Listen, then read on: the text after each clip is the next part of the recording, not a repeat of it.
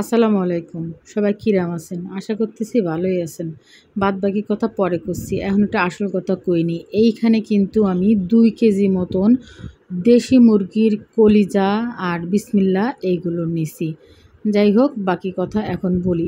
এখন মহিলারা যখন খুব সাধারণ খাবারটা অসাধারণ করার জন্য আর কি কষ্ট করে বা তখন আপনাদের কিন্তু একটু সাপোর্ট চায়। আপনাদের যাদের ভালো লাগে তারা একটু কষ্ট করে একটু লাইক, কমেন্ট অবশ্যই করে যাবেন। তো আমি এখানে ২ কেজি মতন দেশি মুরগির কলিজা আর বিসমিল্লাহ এটা নিয়েছি। যদিও আমি একদিনে সব ২ কেজি রান্না করব না, কারণ বাসার সবার একটা পছন্দের বিষয় আছে আর সবাই একবারে এত খাইতেও চায় না। আরেকটা কথা বলে রাখি, ডাক্তাররা কিন্তু বাচ্চাদের সবসময় বলায় যে কলিজা খাওয়াবেন। তো দেখা যায় যে এই ধরনের রেসিপি করে যদি আপনারা বাচ্চাদের কলিজাটা খাওয়ান তো খুব সহজেই তারা খেতে পারবে এবং তাদের শরীরের জন্য অনেক বেশি উপকার। এই যে আমি কিন্তু ২ কেজি মতন দেশি মুরগির কলিজা নিয়ে আসছি। এটা ফার্মের মুরগির না। ফার্মের মুরগির কলিজা যদি আনতাম তাহলে কিন্তু সেগুলোর সাইজটা আরও একটু বেশি বড় বড় হতো। আর দেশি মুরগির কলিজা আনলে একটা সুবিধা হয় যেটা ২ টুকরো করলেই কিন্তু মনে হয় গরুর কলিজার সাইজটা যেমন হয় কাটলে ঠিক তেমনই হয়। খুব বেশি পার্থক্য বোঝা যায় না রান্না করার পরে। আর তাছাড়া দেশি মুরগি আর ফার্মের মুরগির মধ্যে তো একটা পার্থক্য আছে, বুঝে নিন। ফার্মের মুরগির কলিজা রান্না করলে তখন একটু নরম নরম লাগে, আর দেশি মুরগির কলিজা রান্না করলে তখন এটা বেশ শক্তই লাগে, মনে হয় যে গরুর কলিজা। যদিও গরুর মাংস আর মুরগির মাংস এক হবে না, তারপরও কিছুটা হলেও দেশি মুরগি যদি আনেন তার কলিজা তো অনেকটাই কিন্তু বোঝা যায় না, অতটা গন্ধও আসে না। তাছাড়া আমি যে প্রসেসে রান্না করব তাতে কিন্তু কলিজাটা খেতে, মুরগির কলিজা খেতে মোটেও আপনার সমস্যা হবে না বা আপনার বাচ্চাও টের পাবে না। তো আমি প্রথমে এই কলিজাগুলোর মধ্যে একটু লবণ আর খানিকটা হলুদ দিয়ে সুন্দর মতো করে সেটাকে মাখিয়ে নিয়েছি।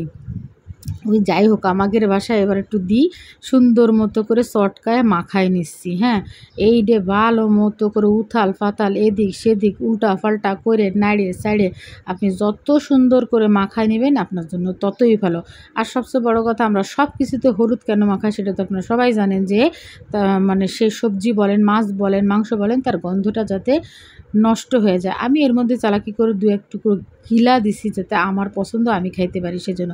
আর আপনাদের দেখানোর সুবিধার্থে জুম করে দেখালাম যে দেশি মুরগির কলিজাটা যখন ২ টুকরো করা হয় তখন কিন্তু সুন্দর ছোটো ছোটো পিস হয়ে যায়, গরুর কলিজার মতো দেখা যায়। বারবার করে আমি এই কথাটা বোঝাচ্ছি, কারণ এইভাবে রান্না করলে সত্যিই আপনি বুঝতে পারবেন না। যাই হোক, আমার মাখামাখি শেষ।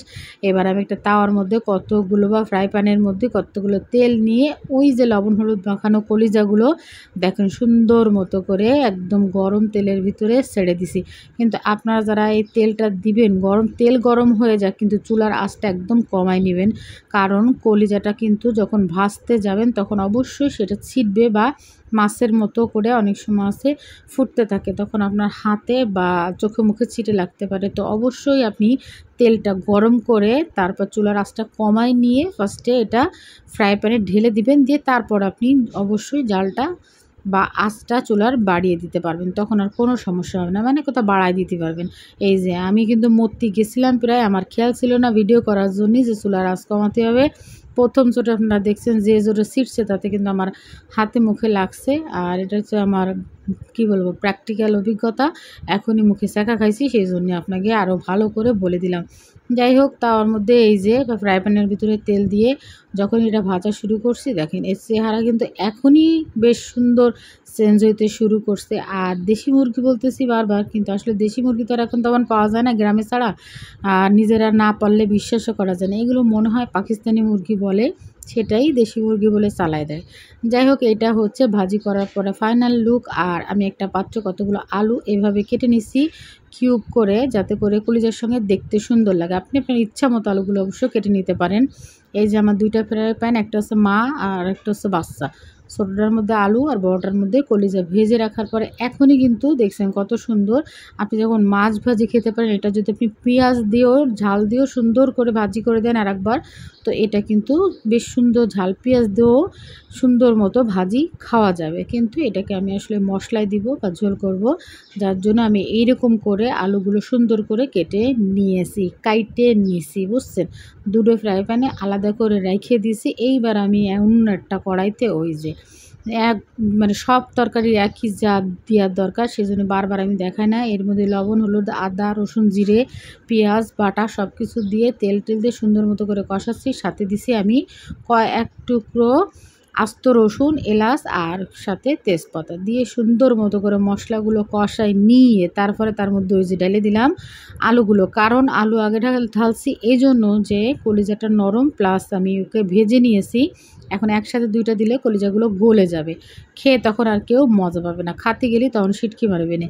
এই জন্যে আগে আলুগুলো দিয়ে নিলাম, যে আলুগুলো একটু হালকা আঁচে মশলার সঙ্গে সুন্দর মতো কষায় নিছি। নিয়ে এইবার কিন্তু আমি কলিজাগুলো ঢাইলে দিলাম। এইবার দেখেন দেওয়ার পরে কিরাম জাক্কাস, ওরে সুন্দর রে, সুন্দরের ঠেলায় রহম রহম মনে হচ্ছে। যাই হোক, একদম মানে কি খবর, আপনারা দেখেই বুঝতে পারতেছেন আমার কথার সাথে মিল আছে কি না। যাই হোক, কলিজা দেওয়ার পর নাড়াচাড়া করার মতো আপনি আপনার পছন্দ মতো ঝোলের পানি দিয়ে দিবেন, যাতে আলুগুলো একদম সুন্দর মতো নরম হয়ে যায়, গলে যায়। এই যে আমার পানি দেওয়ার পরে, ঝোলের পানি দেওয়ার পরে এটা কিন্তু ফুটাফুটি শুরু করে দিচ্ছে। এইটা হচ্ছে আমার ফাইনাল লুক। এইরকম কন, এইবার কন আপনারা কিরাম লাগতেছে। এই কলিজা আপনি ভাত, রুটি যেভাবে খুশি সেভাবে প্রেজেন্ট করতে পারবেন।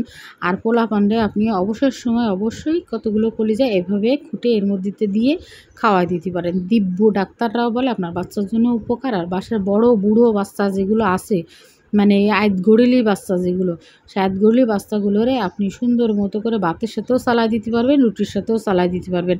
আর এই কলিজাতে বিন্দু মাত্র কোনো গন্ধ আসবে না, যেহেতু এটা লবণ হলুদ মাখায় রাখা ছিল, তারপর আবার ভাজা ছিল, তারপরে ভুনা। যাই হোক, আল্লাহ হাফেজ, সবাই ভালো থাকবেন।